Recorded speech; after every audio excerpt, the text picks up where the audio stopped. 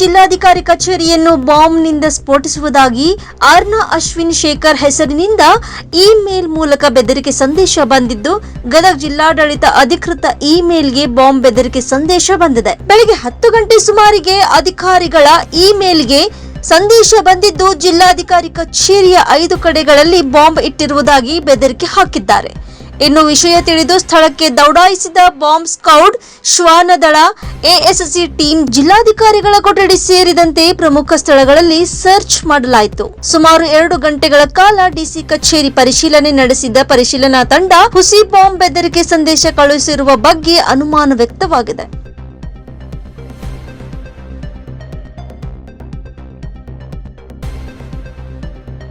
Rise of news, Gadag.